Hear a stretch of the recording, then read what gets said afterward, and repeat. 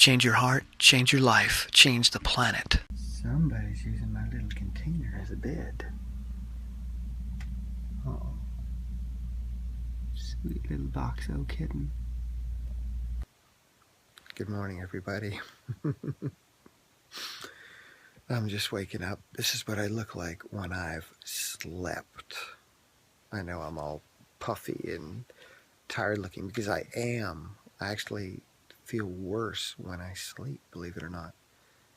I've slept 4 or 5 nights in a row, which is huge for me. That is such a big deal. But when I do sleep, I wake up feeling so tired and so groggy, and my eyes are just like, yeah. When I don't sleep, I actually don't feel so bad. I don't feel tired anyway. I wake up not having a lot of energy or desire or motivation when I don't sleep, but I don't feel tired. But right now I do. So what have I been doing differently? What's my secret? How am I sleeping? How am I turning off that rumination machine? Well, I've been expressing my feelings. I've been really open and honest with what's going on in my head. And rather than just laying in bed and churning and churning and churning and churning over those thoughts, driving myself nuts, myself, my loving parent, my crazy children that all live in there, I've been getting it out, expressing it, but not expressing it like this is me and this is real, but expressing it from the perspective of, oh, this is something that's going on in my head. It's not that this is a real thing that I need to worry about. It's like, oh, my brain is ruminating. Let me talk about the ruminations. Oh, it's saying this. Oh, it's afraid of that. Okay, all right. And then if it's afraid of something with a particular person, I reach out to that person and I talk to them and say, hey, my brain is saying these things about you. Just to let you know. Just so I can get that off my chest. Thank you. And it's not about having them fix it. It's not about having them soothe me or comfort me. It's just about them being cool enough to hold the space for me to express what my brain is doing. And the moment I do that, I'm good to go. My anxiety goes away. My rumination goes away. It has a space now in the world to exist. I didn't need to act on it. And I go to sleep like a baby.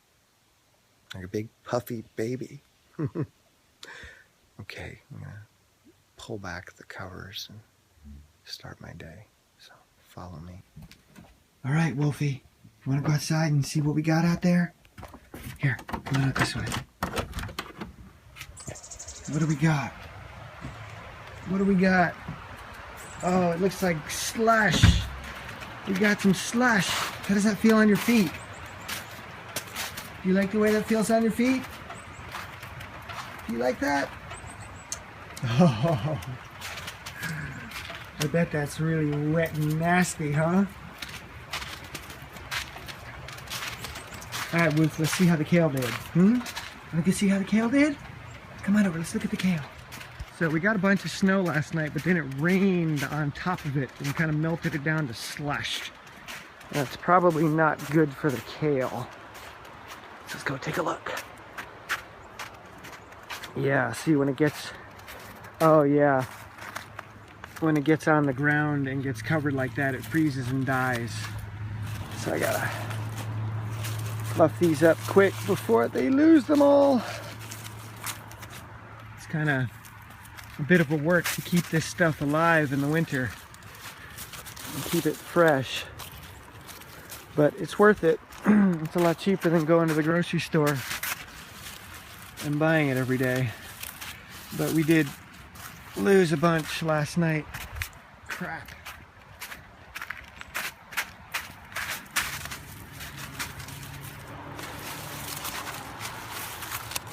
Yeah. I'm gonna come out here and pick a bunch quickly and dehydrate it so I can have some kale powder for stuff. Yeah, the purple kale is the winner because it's staying high. Ha! It looks like something came in and ate half of this cake last night. Ha! I don't see any tracks. Oh no, look at that. Those are cat tracks. Oh no. I think the cats are chowing on the Yule log cake. Alright, I'm in the middle of my green smoothie, and you can see it's greener than it was yesterday. I didn't use as many blueberries, and I used a lot more kale because I don't want it dying out there, so I'm trying to use up as much as I can. And I have a tip for you.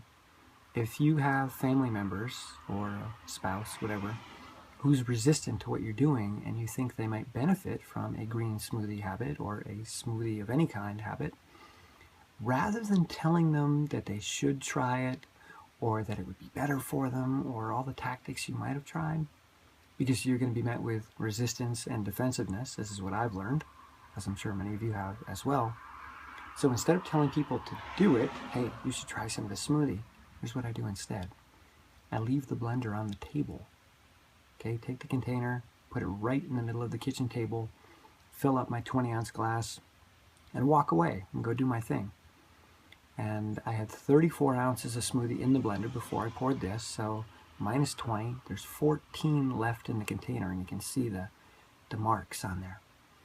And I just leave it there for maybe 20 minutes to half an hour while I drink this and do some work. And then I go back in and I look at the measurement. And today, it was down to 10 ounces, which means that somebody else drank 4 ounces of the smoothie. I didn't say my smoothie, of the smoothie. And that's why I leave it on the kitchen table, hoping that they'll see it there and they'll try it. And a couple times a week, someone does. I don't know who it is, doesn't matter. I'm just really happy that there's less smoothie in that container when I go back in to get my second round. So that's something you can try. Put it right out there in front of them where they can see it, and give them the opportunity to make the decision themselves, rather than telling them to do it, rather than standing there saying, here, try this, it's really good.